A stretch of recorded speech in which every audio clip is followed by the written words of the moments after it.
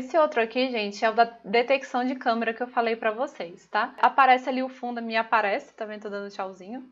Essa é a câmera do meu notebook, tá bom? Então vocês estão vendo aí por outro ângulo como tá sendo gravado. E aí aqui, ó, tem aqui os blocos específicos da detecção de vídeo. Tá? Então, quando detectar sensor de vídeo maior que 10, acontece uma determinada coisa. Enfim, tem aqui 4 bloquinhos, tá?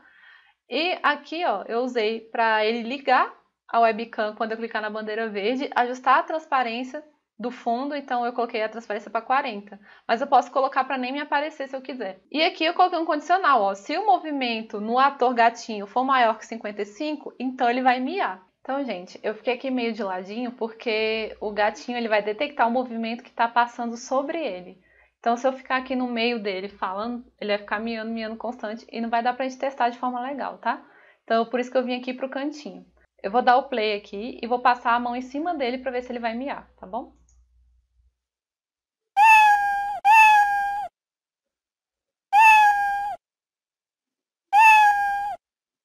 Vocês viram? Então, eu passei a mão em cima do gatinho e ele miou quando eu passei a mão em cima dele, tá? Então, esse aqui é um exemplo bem simples de como fazer essa parte da detecção de vídeo. Eu vou mostrar para vocês um exemplo mais sofisticado. Esse jogo aqui, por exemplo, ele é um jogo de caça-fantasmas, tá?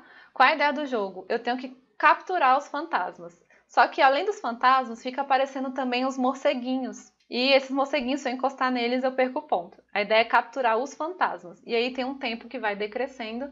E aí eu tenho que capturar o maior número de fantasmas que eu conseguir. Eu vou dar aqui o play.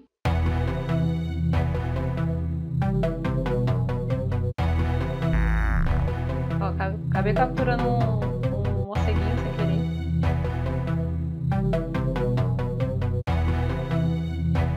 Ali um morcego, capturei sem querer também. Aí capturei o fantasma.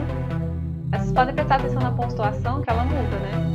Se eu capturar um fantasma, eu ganho um ponto. Se eu capturar um morceguinho, eu perco um ponto. E ele detecta o movimento que eu faço exatamente em cima do personagem, tá? Aqui o fantasminha, não capturei.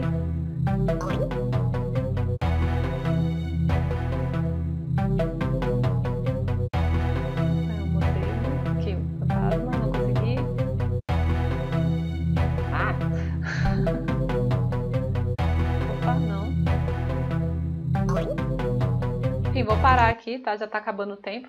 Então essa é a ideia, você usar o movimento para capturar ali o personagem. Então acaba que essa detecção de câmera, ela deixa tudo muito mais divertido.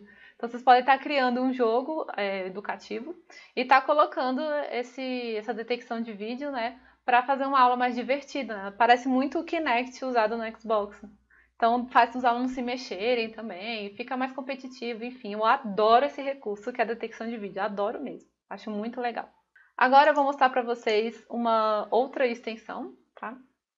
Essa aqui é a extensão tradução, então eu criei um projetinho bem simples mesmo, que é uma tradução de português para inglês. Coloquei para o sapinho perguntar, né? Eu vou mostrar aqui na prática, né? Eu vou colocar: olá, vou te ensinar inglês. Escreva qualquer palavra em português que irei traduzi-la.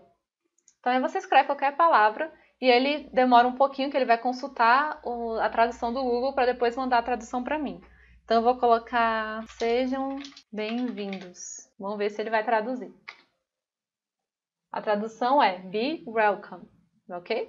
Então eu criei um loop, né? Eu coloquei o bloquinho sempre, para ele sempre ficar perguntando ali, para não parar só numa mesma palavra, tá bom? Então eu posso digitar palavra ou frase, né? Fica a seu critério. E aí ele vai lá e traduz rapidinho. Se vocês olharem aqui, ó, não tem só inglês, tá, gente? Tem diversas línguas que ele pode estar traduzindo, muitas mesmo, que ele consulta o banco lá do Google e traz a tradução aqui pra gente, ok? Então você pode estar colocando para traduzir para qualquer idioma. Ó, só essa parte aqui que é bem pequena, essa programação, eu usei aquele bloco junte com. Lembra o junte apple com banana? Por quê? Porque eu tive que colocar blocos aqui, inclusive variáveis, para poder juntar aquela frase no final das contas. Um outro que eu quero mostrar para vocês é o uso do ruído. Ele não é uma extensão, ele é um sensor. Eu vou mostrar aqui para vocês que eu acho muito divertido. Então aqui nesse projeto, gente, a programação é só essa aqui, basicamente, no ator, e tem uma programação no cenário, tá? Que é para fazer o cenário andar. E ela usa aquela detecção de ruído que eu falei para vocês, ó. Tá até aqui mostrando o nível de ruído mudando constantemente porque ele está detectando a minha fala. E qual é a ideia? A gente não pode deixar esse gatinho cair. Para não deixar ele cair, eu tenho que ficar falando, fazendo barulho. Se eu fechar a boca, ele cai e começa a miar. Então aqui, ó, eu coloquei aqueles condicionais de sim, então, se não, e coloquei, ó, se o ruído for maior que 20, então adicione 10 a y. Eu adicionando 10 a y, eu vou aumentar a coordenada no eixo vertical, no eixo y. Então, se eu estiver falando, o ruído certamente vai ser maior que 20, e aí o gatinho vai subir. E se ele tocar na borda, ele volta, porque se eu ficar falando, ele subindo, ele vai embora, a gente não vê mais, tá bom? Se não, ou seja, se eu não emitir qualquer ruído e ele for menor que 20, né, vai adicionar menos 10 a y, então ele vai descer no eixo vertical.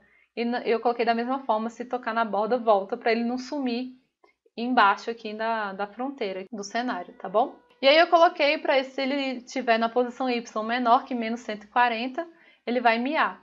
Ou seja, quando ele tocar lá na borda, ele vai miar. Então eu vou dar um exemplo aqui para vocês. Então eu tenho o meu cenário ali, ó, ele vai ficar passando atrás. Enquanto eu tô falando, o gatinho tá lá em cima, tá vendo? Se eu calar a boca, aí ele desce.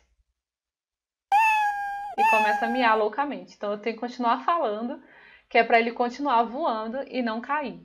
Então todo o controle do jogo, nesse caso, é feito por voz, né? Isso é muito legal. Fica mais legal ainda se você colocar obstáculos. O jogador, né, tem que ficar ou falando muito ou falando, tem que ficar controlando aqui, criando uma estratégia vocal aqui, para poder estar controlando o jogo com a voz, tá? Então se eu fechar a boca, aí ele cai um pouco. Opa, opa, opa, opa, viu? Então é sempre controlando aqui com o microfone, eu vou controlando o jogo. Se tiver obstáculos, fica ainda melhor. Eu fiz aqui bem simplesinho, que era só para exemplificar o uso desse sensor de ruído. Bom, gente, espero que vocês tenham gostado dessas extensões, eu acho elas extremamente divertidas. Não pude demonstrar com a parte de robótica, porque eu não tenho material aqui de robótica, mas essas extensões que eu mostrei para vocês e o sensor de ruído, acho que já são bem ricos, já mostram várias possibilidades que vocês podem estar usando dentro do Scratch, o que é muito, muito legal. Então a gente acaba por aqui a parte teórica, e agora a gente vai entrar na parte dos tutoriais, que é a parte prática mesmo, para vocês botarem a mão na massa e ver como funciona toda a construção. Desde o design do meu jogo, adição de personagens, adição de cenários, até a programação em si para fazer o seu jogo, a sua animação funcionar bem. Vamos lá para a parte prática?